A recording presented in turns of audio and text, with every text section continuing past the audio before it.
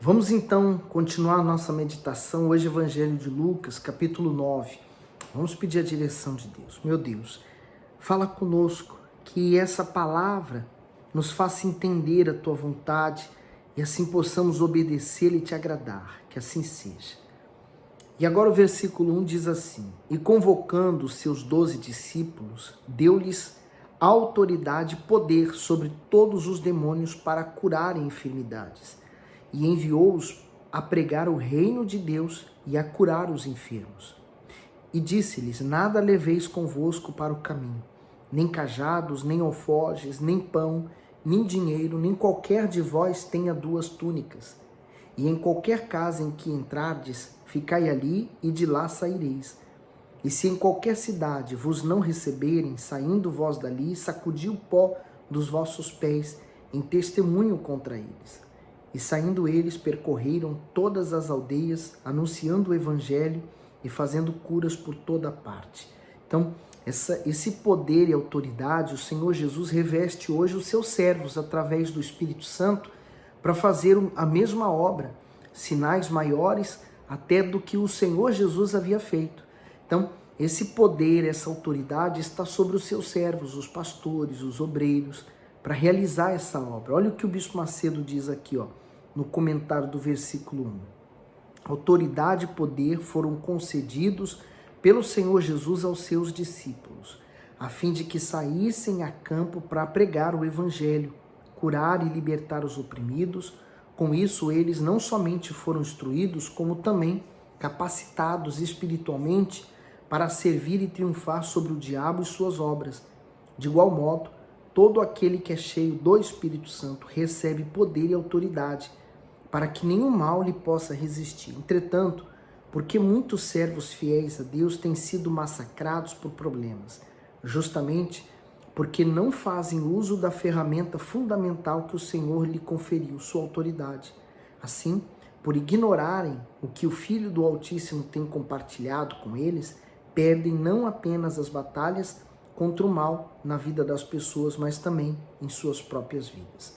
No versículo 7, ele diz assim: E o tetrarca Herodes ouviu todas as coisas que por ele foram feitas e estava em dúvida, porque dizia alguns que João ressuscitara dentre os mortos, e outros que Elias tinha aparecido, e outros que um profeta dos antigos havia ressuscitado. E disse Herodes: João eu degolei. Quem é, pois, este de quem ouço dizer tais coisas? E procurava vê-lo. E regressando aos apóstolos, contaram-lhe tudo o que tinha feito. E tomando-os consigo, retirou-se, em particular, para um lugar deserto, de uma cidade chamada Betsaida. E sabendo a multidão, o seguiu, e eles o recebeu, e falaram-lhe do reino de Deus, e sarava os que necessitavam de cura. E já o dia começava a declinar. Então, chegando-se a ele os 12, disseram-lhe: Despede a multidão, para que, indo aos lugares e aldeias em redor, se agasalhem e achem o que comer, porque aqui estamos em um lugar deserto. Mas ele lhes disse: Dá-lhes vós mesmo de comer. E eles disseram: Não temos senão 5 pães e 2 peixes, salvo se nós próprios formos comprar comida para todo este povo. Então, o Senhor Jesus deu uma ordem para ele: Dai vós mesmos de comer. Quer dizer, eles tinham, mesmo que fosse pouco, mas eles tinham. Mas o homem natural, ele não consegue ver o sobrenatural. O homem natural só consegue ver o aqui e agora. As condições não dá. O povo é muito, então é melhor que eles se vão embora. Mas o sobrenatural não, ele vê além daquilo ali. Ele vê que mesmo com pouco, ele consegue fazer o muito. E diz no 14: Porquanto estava ali quase 5.000 homens, disse então aos seus discípulos: Fazei-os assentar em ranchos de 50 em 50. E assim o fizeram, fazendo-o assentar a todos.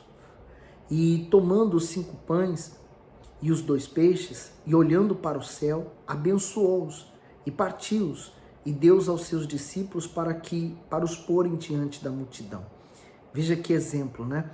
Ele olhou para os céus, porque se você olhar para a sua condição, você vai desanimar, você vai duvidar, vem a incredulidade, vem o medo, vem a insegurança. Quando você olha para o céu, você sabe, meu socorro vai vir de lá. É Ele quem vai me trazer o socorro para isso aqui, porque diante das circunstâncias, da condição, a coisa tá negativa. Mas diante de Deus, eu creio, o sobrenatural vai acontecer. No 17, ele diz, e comeram todos, e saciaram-se, e levantaram do que lhes sobejou 12 cestos de pedaços. E aconteceu que, estando ele só, orando, estavam com ele os discípulos e perguntou-lhe, dizendo, quem diz a multidão que eu sou? E respondendo eles, disseram, João Batista, outros, Elias, e outros, que um dos antigos profetas ressuscitou. E disse-lhes, e vós, quem dizeis que eu sou? E respondendo Pedro disse, o Cristo de Deus. Então todos diziam uma coisa, todos falavam de alguma coisa. E já Pedro, ele foi usado pelo próprio Espírito Santo para falar quem era ele, o Cristo, o tão aguardado, o Senhor Jesus, o Messias. Cristo é aquele que viria para salvar, era o Messias, era o ungido. No 21 diz assim, e admoestando-os, mandou que a ninguém referisse isso, dizendo, é necessário que o Filho do Homem padeça muitas coisas e seja rejeitado dos anciãos e pelos principais sacerdotes e dos escribas e seja morto e ressuscite ao terceiro dia. E dizia a todos, se alguém quer vir após mim, negue-se a si mesmo e tome cada dia sua cruz e siga-me. Então, o Senhor Jesus estava falando do sacrifício que ele iria fazer. Mas não seria somente ele a fazer, também os discípulos e todos nós, todos os que creem em Jesus, tem que fazer o mesmo, pegar a sua cruz e seguir após ele. No 24 diz, porque qualquer que quiser salvar a sua vida, perdê-la-á. Mas qualquer que por amor de mim perder a sua vida, salvará. Porque que aproveita o homem granjear ou ganhar o mundo todo, perdendo-se ou prejudicando-se a si mesmo. Então, ele faz uma pergunta, né? E leva-nos a refletir sobre a nossa vida. Do que vale, por exemplo, você ganhar muitas coisas nesse mundo e essas muitas coisas te afastarem de Deus? Do que adianta você lutar tanto para ter dinheiro e o dinheiro te afastou de Deus? Do que adianta você lutar por uma coisa e essa coisa depois afastar você de Deus? Então, do que adianta você ganhar o mundo inteiro, né? E depois você perder a sua alma, a sua salvação? A prioridade, o Senhor Jesus não morreu para nos dar uma vida boa nesse mundo. Pelo contrário, ele morreu na cruz para salvar nossa alma. Esse é o principal propósito, esse é o principal foco dele. E o nosso foco a gente não pode perder de maneira alguma. O nosso foco tem que ser a salvação. Até porque esse mundo passa, né? A nossa passagem nesse mundo é muito curta. E quando a gente fala da vida eterna, a gente já fala eterno. É algo que não terá mais fim. Então, quando você se preocupa com a vida eterna, você então faz tudo voltado para esse dia, para essa hora, para esse lugar. No 26 ele diz, porque qualquer que de mim e das minhas palavras se envergonhar, dele se envergonhará o Filho do Homem, quando vier na sua glória e na do Pai e dos santos anjos. Então imagine, né, a pessoa que se envergonha hoje de dizer que é cristão, que segue Jesus. A pessoa se envergonha, por exemplo, de carregar uma Bíblia, porque ela pensa, mas o que vão dizer se me ver carregando uma Bíblia? Ainda mais se for a Bíblia do bispo. O que vão pensar se me verem indo para a igreja? Ainda mais essa igreja. Então, a pessoa que se envergonha dessas coisas, o Pai também vai se envergonhar dela. Olha só o 27. E em vos digo que dos que aqui estão, alguns há que não provarão a morte até que vejam o reino de Deus. E aconteceu que quase 8 dias depois dessas palavras, tomou consigo a Pedro, a João e a Tiago e subiu ao monte a orar. E, estando ele orando, transfigurou-se a aparência de seu rosto e a sua roupa ficou branca e muito resplandecente. E eis que estavam falando com ele 2 homens, que eram Moisés e Elias, os quais apareceram com glória e falaram da sua morte, a qual havia de cumprir-se em Jerusalém. E Pedro e os que estavam com ele estavam carregados de sono, e quando despertaram, viram a sua glória, e aqueles 2 homens que estavam com ele. Imagine que visão, né? Eles tiveram a visão do Senhor glorificado, do Senhor como Ele é hoje, né? O Senhor glorificado. As imagens que constrói por aí são imagens feitas por mãos humanas, ideia da imaginação humana. Não reflete a glória do nosso Deus, a grandeza do nosso Deus. No 32, e Pedro e os que estavam com ele estavam carregados de sono. E quando despertaram, viram a sua glória e aqueles 2 homens que estavam com eles. E aconteceu que, quando aqueles se apartaram dele, disse Pedro a Jesus: Mestre, bom é que nós estejamos aqui e façamos 3 tendas, uma para ti, uma para Moisés e uma para Elias, não sabendo o que dizia. E dizendo ele isto, veio uma nuvem que os cobriu com sua sombra. E entrando eles na nuvem, temeram. E saiu da nuvem uma voz que dizia: Este é meu filho amado. Este é meu amado filho, a ele ouvi. E essa direção é que nós devemos seguir sempre. Por isso que os nossos olhos devem estar voltados sempre para Jesus, para suas palavras. Ele diz no 36, e tendo soado aquela voz, Jesus foi achado só, e eles calaram-se, e por aqueles dias não contaram a ninguém nada do que tinha visto. E aconteceu no dia seguinte, que descendo eles do monte, saiu-lhes ao encontro uma grande multidão. E eis que um homem da multidão clamou, dizendo: Mestre, peço-te que olhes para o meu filho, porque é o único filho que eu tenho. Eis que um espírito o toma e de repente clama e o despedaça até espumar, e só o larga depois de ter quebrantado. No comentário da Bíblia diz assim: um espírito toma. As escrituras afirmam claramente que o demônio pode possuir o ser humano. O relato de Lucas, que era médico, descreve os detalhes do sofrimento do jovem possesso por espíritos malignos. Durante os ataques, o rapaz ficava descontrolado a ponto de se ferir gravemente. Todos os sintomas dele tinham origem espiritual, portanto, só poderiam ser solucionados por meio da fé. Possessões demoníacas são mais comuns do que as pessoas imaginam. Uma vez que o objetivo do diabo e dos seus demônios é matar, roubar e destruir e levar a alma do ser humano ao inferno, além de atuarem em um corpo individualmente ou em forma de legião, os espíritos malignos podem acompanhar uma família por várias gerações, perpetuando assim o seu domínio. Nem sempre a pessoa que está sendo vítima do mal o manifesta em seu corpo, como aconteceu com esse rapaz, mas pode apresentar alguns sintomas como nervosismo, insônia, desmaios, desejo de suicídio, confusão mental, vícios, audição de vozes, visão de vultos, doenças que os médicos não descobrem a causa, entre outros.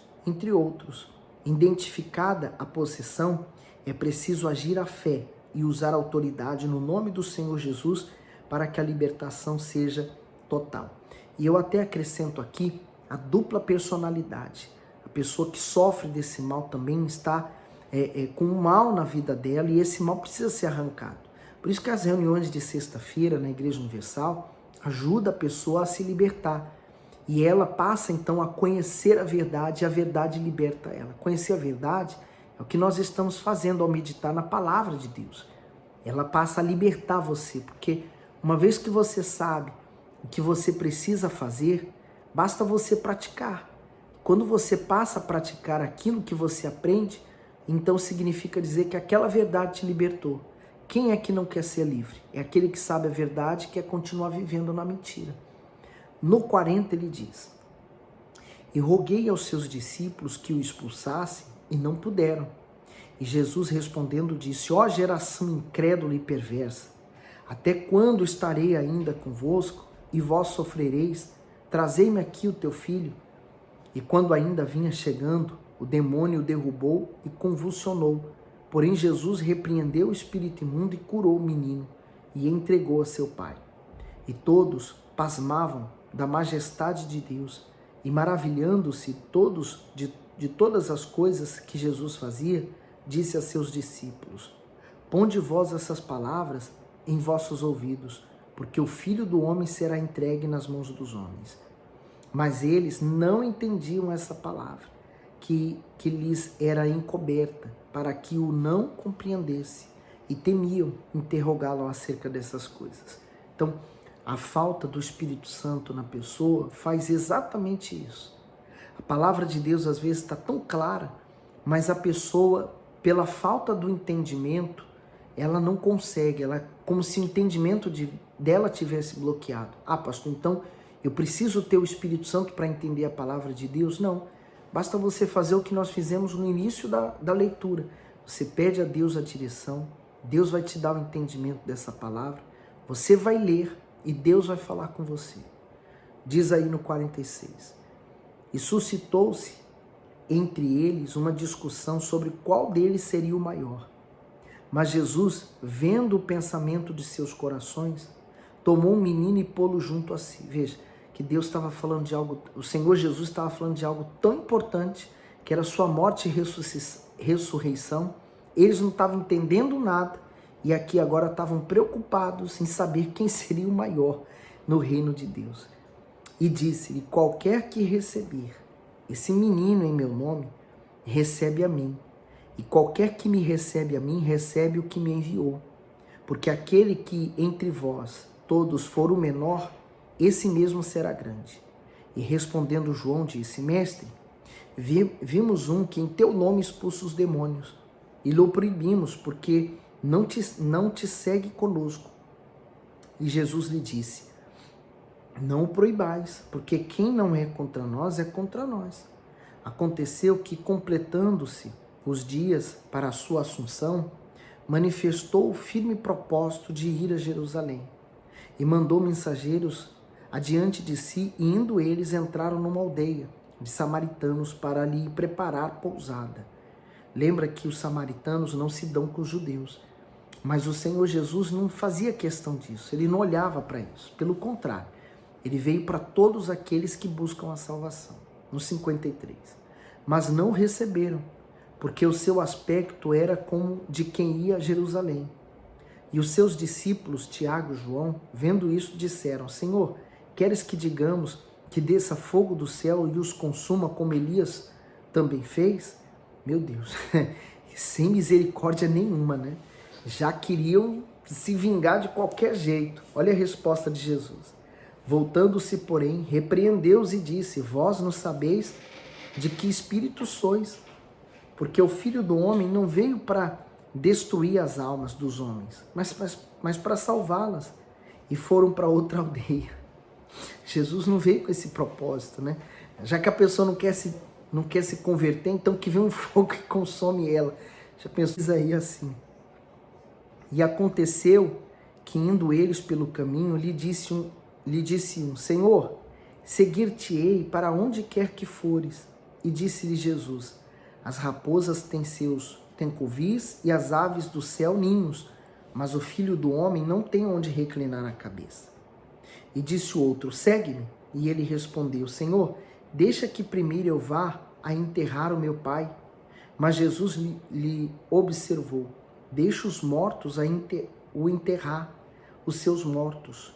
Deixa os mortos o enterrar os seus mortos. Porém tu vai e anuncia o reino de Deus. Quer dizer, ele apresentou uma causa boa, né? Ele queria seguir Jesus, mas ele ainda tinha uma preocupação com o Pai. O que isso significa? Para que você possa entender.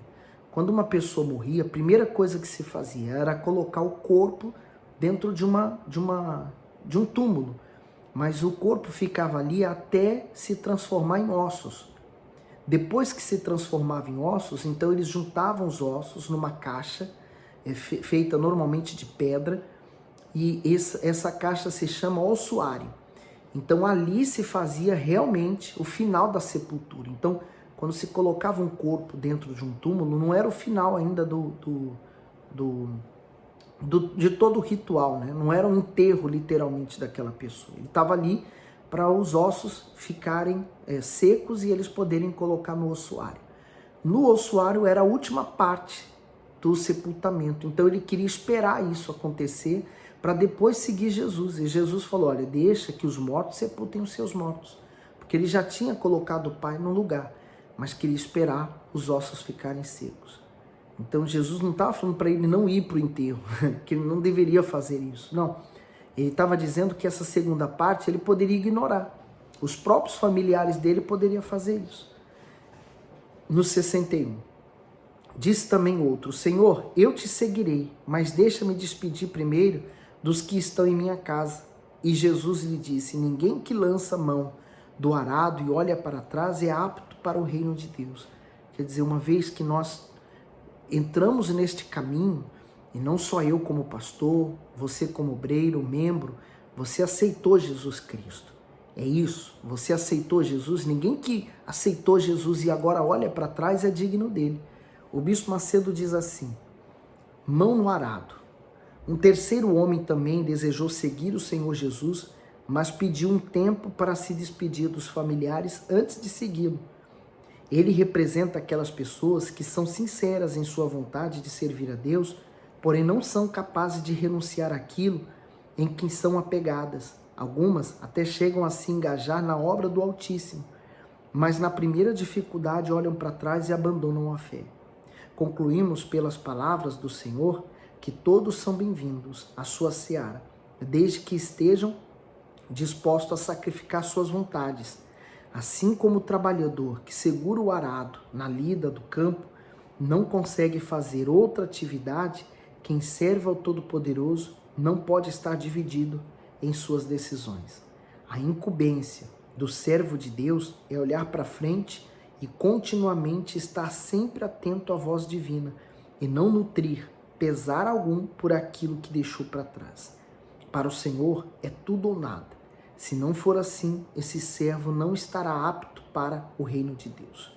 Por isso que é tão importante você deixar todos os seus desejos. E voltando um pouquinho atrás, como ele disse, né? Você negar a si mesmo é a coisa mais difícil que tem. Você negar suas vontades, seus desejos, você negar aquilo que você muito quer, mas o que você muito quer está te afastando de Deus, é melhor você negar. Negar, tomar sua cruz e seguir Jesus. Esse é o exemplo principal, esse é o foco principal daqueles que querem seguir a Cristo. Que Deus abençoe e ilumine você ainda mais.